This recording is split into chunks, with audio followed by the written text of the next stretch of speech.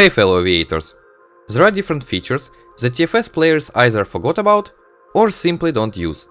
Not because they're bad, but because of various reasons. Today, we'll check them out. So let's begin.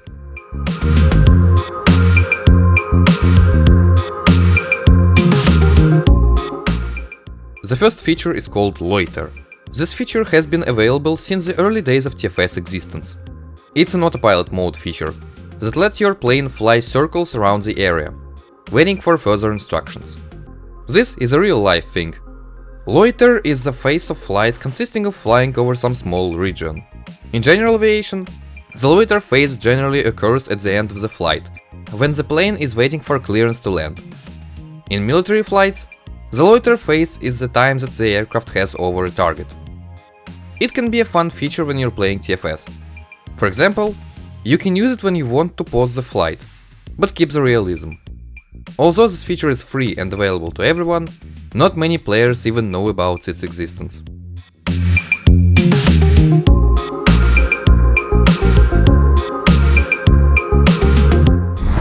The next feature is XV40 hoists. This feature allows you to get on or off the plane that is hovering above the ground. It is a useful feature, but TFS players are used to simply jumping out of the plane, using the parachute. Or sometimes even without it, since the player won't take any damage.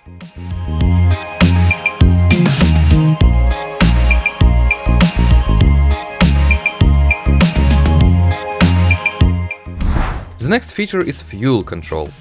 This feature lets you control the amount of fuel you start your TFS flight with.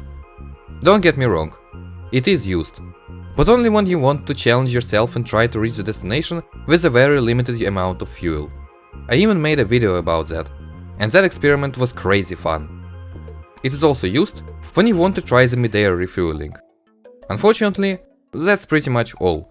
You can set any percentage point from 0 to 100, but, as I already mentioned, players either set it from 0 to 10% for challenges, or keep it default, at 100%.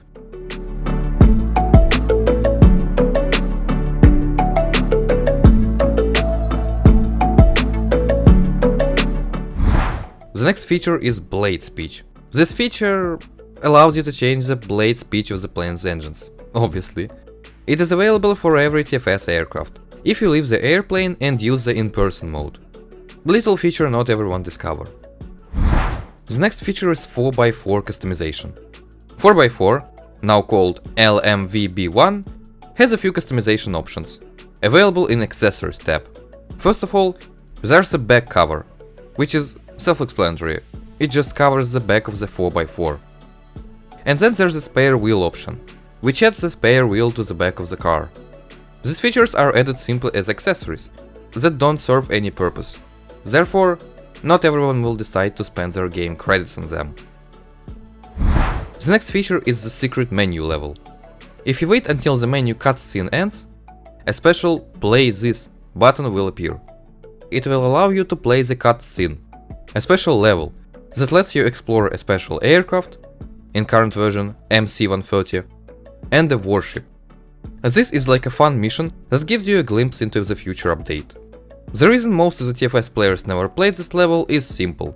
Not many people waited until the end of the cutscene, so they don't know that level even exists.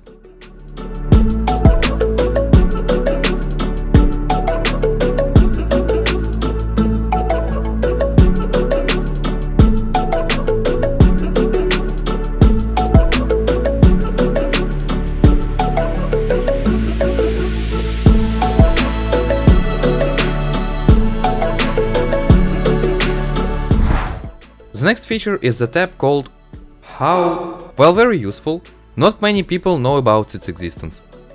It is located in the Info tab, and its purpose is to explain some things to the new players. It has great advice on various issues. Problem is, not many people ever open the Info tab. I would recommend doing that, at least for the multiplayer info, so make sure to check it out. The next feature is HUD's color customization. The default color of the HUDs in TFS is purple, but did you know you can change it? The color customization option is available in the game settings. The available colors are purple, green, blue, yellow, and gray.